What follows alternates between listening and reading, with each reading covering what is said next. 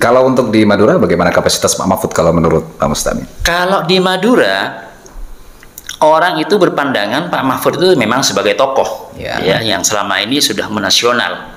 Tapi dalam urusan Pilpres, kecenderungannya orang itu lebih melihat kepada Pak Anies. Kenapa? Karena tadi rekam jejaknya itu lebih bagus daripada Pak Mahfud yang sekedar hanya menjadi Menko Polhukam kemarin. Saudara, Jawa Timur menjadi penentu nasional dalam Pilpres tahun 2024 mendatang dan Madura menjadi penentu Jawa Timur. Kalau kita lihat populasi orang Madura, baik yang tersebar di daerah Mataraman dan juga daerah Tapal Kuda, semuanya orang Madura dan bahkan berbahasa Madura. Ada opini yang berkembang di masyarakat Madura bahwa pasangan Amin, Anies Baswedan dan Caimin ini kuat di Madura. Pertanyaan saya, kuatnya dari sisi mana? Kita akan membahasnya bersama dengan Ahmad Mustamin SE, Ketua DPD PKS Bangkalan. Langsung saja saya sapa. Selamat datang di 0% Podcast. Ya, selamat alhamdulillah bisa bergabung di 0%. Mudah-mudahan membawa manfaat untuk masyarakat Madura, insya Allah. Baik, terima kasih Pak Mustamin sudah meluangkan waktu ya untuk berkenan untuk berbincang di 0% Podcast. Pak Mustamin, ada opini yang berkembang di masyarakat bahwa pasangan Amin, Anies Baswedan dan Caimin ini kuat di Madura. Pertanyaan saya dan juga menurut perspektif dan pandangan dari Pak Mustamin, kuatnya dari sisi mana sih? Kalau saya melihat fenomena yang terjadi, yaitu adalah bahwa Pak Anies ini membawa semangat perubahan. Terus kemudian yang kedua adalah bahwa Pak Anies ini memiliki rekam jejak prestasi yang cukup luar biasa selama 5 tahun memimpin Jakarta. Nah, sekarang orang Madura ini lebih open mind, lebih terbuka. Artinya sudah bisa melihat bagaimana memilih seorang pemimpin itu melihat dari kacamata kapasitas dan juga rekam jejaknya yang sudah dibuat, yang sudah diciptakan, yang semuanya itu berawal dari ketika Pak Anies memimpin Jakarta. Dan itulah yang menurut kami masyarakat Madura ini sudah mulai rasional. Jadi pemimpin ke depan ini memang adalah pemimpin yang diharapkan oleh masyarakat Madura itu bisa membawa perubahan atau dalam arti lain perbaikan terhadap kondisi-kondisi yang terjadi sekarang, terutama dalam masalah ekonomi. Oke, berarti kalau menurut Pak Mustamin, kuatnya pasangan Amin ini diambil dari sisi Pak Aniesnya? Betul. Bukan dari Cak Muhaiminnya? Betul. Apakah Cak Muhaimin lemah di Madura? Caimin itu melengkapi. Karena secara kultural kita tidak bisa menafikan, ya, secara kultural masyarakat Madura itu adalah Nahdiyin, atau dalam kata lain berormas kepada Nahdlatul Ulama. Caimin kan juga Nahdiyin. Lah, iya, justru itulah yang diambil sebagai salah satu pelengkap untuk melengkapi kesempurnaan Pak Anies ini yang sudah memiliki kapasitas dalam memimpin. Maka sebagaimana yang sampaikan oleh teman-teman di DPP di pusat itu, kita ini butuh pasangan yang secara kultural ini memiliki kekuatan dan basis massa di bawah. Jadi pada prinsipnya ketika Pak Anies pemimpin ini, beliau kan dikenal sebagai orang yang nasionalis tetapi religius. Nah, untuk memperkuat itu maka Caimin pasangan yang tepat. Artinya teman-teman DPP itu memutuskan bahwa ketika mendukung poros antara Anies Baswedan dan juga Caimin ini sangat mendukung sekali. Baik. Saya tidak tahu nih Pak Mustamin, saya harus percaya yang mana. Menurut keterangan dari Caimin, Gus Dur yang mengkudeta Caimin. Tapi menurut keterangan dari Yeni Wahid, Caimin yang mengkudeta Gus Dur sehingga pecah, begitu kan? Dan sekarang kita juga tahu Yeni Wahid berlabuh ke kubu Ganjar Mahfud.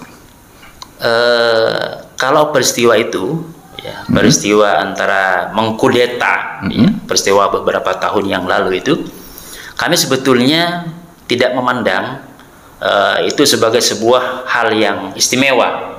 Karena dalam satu momen politik itu tuh sudah biasa menurut saya itu.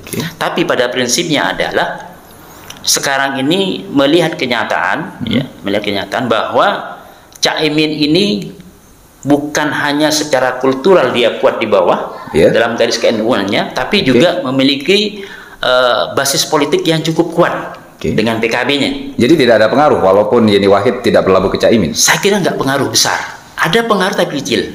Walaupun tercipta asumsi dan juga opini di masyarakat PKB pecah dengan NU begitu? Ya, kalau secara struktural dan kultural NU-nya, saya kira walaupun pecah itu hanya sekedar isu. Karena otomatis pemilih PKB itu kan dari kultural. Ya. Nah, kultural ini ketika melihat Caimin bergandengan dengan Pak Anies, mereka sangat setuju, sepakat. Gitu. Ada suasana hati kegembiraan dari orang-orang Nahdien itu menurut saya, ya pendapat saya itu, dimana ketika memilih Pak Anies ini kok kayaknya lebih pas gitu, lebih tepat gitu. Oke, baik. Dari 4 kabupaten ini, kalau menurut hemat pandangan dan pendapat dari Pak Mustain, Bangkalan, Sampang, Pamekasan, Sumeneb, basisnya pasangan Amin ini di kabupaten mana? Ya, yang saya tahu kebetulan 1 bulan yang lalu kita mengadakan survei walaupun kecil-kecilan, dan itu kami melibatkan litbang di PKS, karena di PKS itu ada litbang, ada penelitian dan pengembangan. Jadi kami mencoba memotret dari beberapa orang, baik itu tokoh maupun orang-orang masyarakat biasa.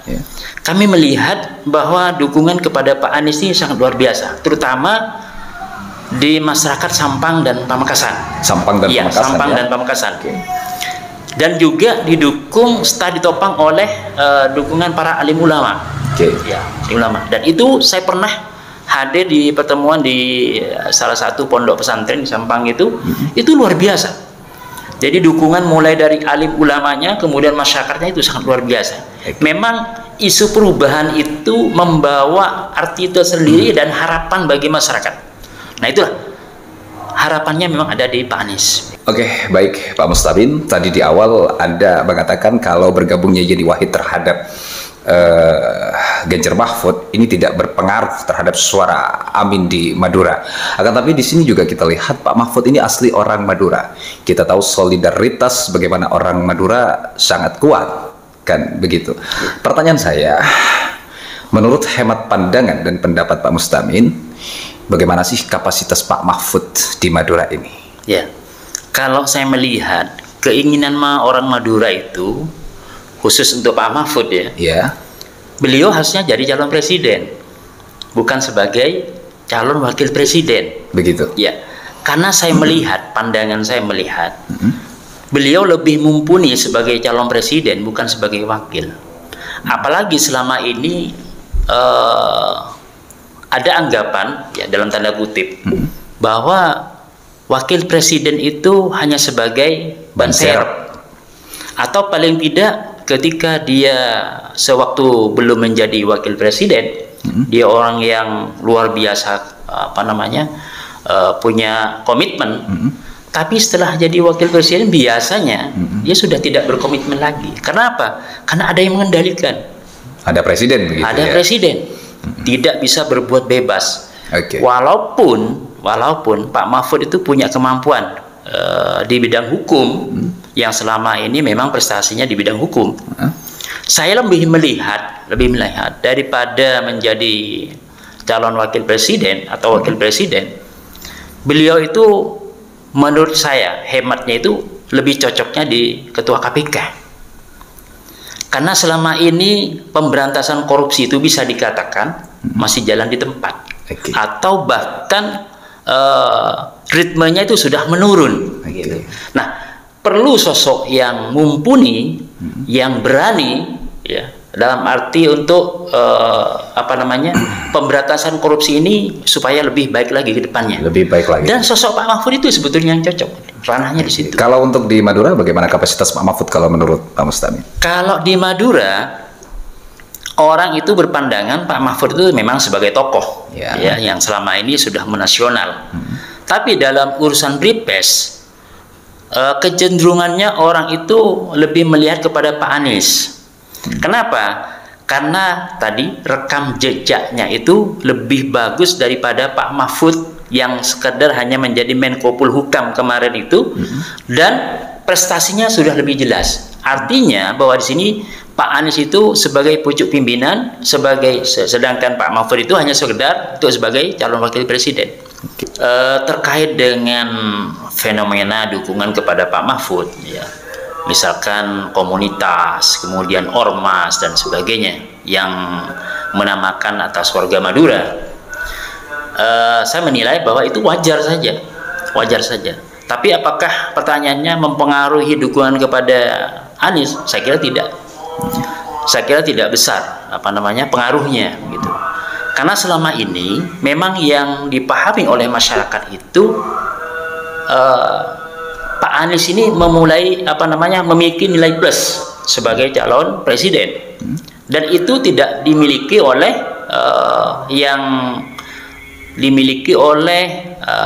kandidat lain dan juga bahkan sekelas Pak Mahfud.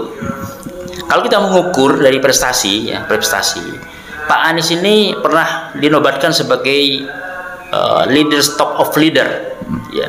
Sedangkan kalau kita menilai Pak Mahfud sebagai sosok Menko Polhukam, ya, beliau selama ini mungkin bisa dikatakan minim prestasi, artinya di bidang hukum. Nah, seharusnya kapasitas Pak Mahfud itu harusnya sebagai calon presiden, atau paling tidak bukan sebagai calon wakil presiden, tapi kita Madura ini menginginkan Pak Mahfud itu sebagai ketua KPK. Artinya keberanian beliau untuk memberantas korupsi dan sebagainya dengan isu 349 triliun itu harusnya menjadi isu sentral yang nanti bisa menjadi kenyataan. Makanya kalau saya usul Pak Anies menang, ya, kalau Pak Anies menang jadi presiden, Pak Mahfud jadi ketua KPK. Berarti kalau menurut Pak Mustamin, dengan adanya Pak Mahfud, walaupun Pak Mahfud ini asli orang Madura, Yeni Wahid berlabuh ke Ganjar Mahfud, ini juga tidak akan berpengaruh signifikan terhadap suara Anies di Madura. Ya, saya kira soal pengaruh dan tidak pengaruh itu tidak diukur dari itu. Jadi artinya walaupun kubu Yeni Wahid juga kapasitas Pak Mahfud sebagai orang Madura, saya kira itu tidak sangat menentukan. Artinya tidak berpengaruh signifikan terhadap keterpilihan Pak Anies sebagai calon presiden. Apalagi yang disayangkan, ya, oleh warga Madura ini, kenapa Pak Mahfud ini justru bergabung dengan partai yang tanda kutip selama ini memang sangat kurang disukai oleh orang Madura, begitu. Nah, ini menjadi persoalan penting. Kenapa? Karena juga ini menentukan pilihan, ya. Nah, ketika Pak Mahfud dengan kapasitasnya sebagai orang Madura yang mumpuni bergabung dengan sesuatu yang tidak disukai, nah ini berpengaruh sekali terhadap pilihan. Nah, walaupun ya, sekarang ada ormas besar yang kemudian memberikan dukungan, ya, terus kemudian ingin meraih simpati orang Madura. Saya kira ini juga tidak signifikan. Jadi walaupun ormas besar ini mengatasnamakan orang Madura, ya, tapi menurut saya karena orang Madura kulturnya berbeda dengan apa yang didukung oleh ormas ini, ya, terutama karena bergabungnya dengan partai yang selama ini tidak mendapat simpati dari masyarakat Madura. Nah, inilah. Jadi seakan-akan ya sia-sia seperti itu. Oke, baik. Terakhir, Pak Mustamin, saya ingin meminta Anda untuk memberikan closing statement. Apa yang penting untuk didengarkan oleh seluruh warga Madura yang tersebar di seluruh Nusantara ini? Silakan. Oke. Jadi, menurut kami, saya selaku Ketua PKS Bangkalan menghimbau untuk semuanya dan mengajak kepada warga Madura berpikirlah secara rasional. Kita lihat calon kita ini dengan rekam jejak yang baik.